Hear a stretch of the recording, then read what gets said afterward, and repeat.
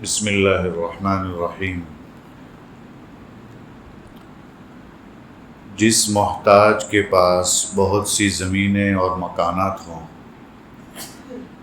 ایک شخص کے پاس سونا چاندی کیش مال تجارت تو نہیں، مگر بہت سی کھیتی کی زمین ہے اور مکانات ہیں جو کرائے پر اس نے دے رکھے ہیں، اس کے باوجود اس کا گزر اوقات نہیں ہوتا تو اس کے لیے زکوٰۃ لینا جائز ہے۔ ایک شخص کا اپنا کوئی ذاتی مکان نہیں ہے، کرائے پر رہتا ہے، لیکن ذاتی مکان بنانے کے لیے اس نے پلاٹ خرید رکھا ہے، بلکہ تھوڑا تھوڑا کر کے اس نے اس پر تھوڑی تعمیر بھی کر رکھی ہے، ناقص ادھوری تعمیر، مگر وہ ابھی رہائش کے قابل نہیں ہے، رہنے کے قابل نہیں ہے، تو اس کا یہ پلاٹ اور یہ ادھوری تعمیر ضرورت میں شمار ہوگی۔ چنانچہ ایسے شخص کے پاس اگر نصاب کے بقدر اور ضرورت سے زائد مال نہ ہو تو اس کو زکوٰۃ دینا درست ہے، ایسے شخص کو زکوٰۃ دے سکتے ہیں۔ ایک شخص کمپنی یا مدرسے میں کام کرتا ہے، ملازمت کرتا ہے،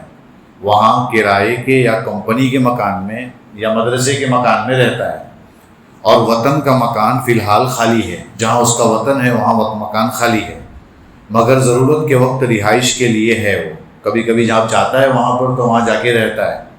تو یہ مکان ضرورت سے خارج نہ ہوگا، اس لیے کہ اس مکان کا یہاں استعمال میں نہ آنا ضرورت نہ ہونے کی وجہ سے نہیں بلکہ مجبوری کی وجہ سے ہے، اس لیے کہ وہ مدرسے میں پڑھا رہا ہے تو وہ استعمال نہیں کر پا رہا ہے، ورنہ وہ ایسا نہیں ہے کہ استعمال نہیں کر رہا ہے۔ چنانچہ ایسے شخص کو بھی اگر وہ مستحق ہے تو زکوٰۃ دی جا سکتی ہے، کوئی مسئلہ نہیں۔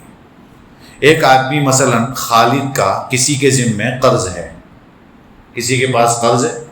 مگر مقروض دینے کی پوزیشن میں نہیں، دے نہیں پا رہا ہے وہ،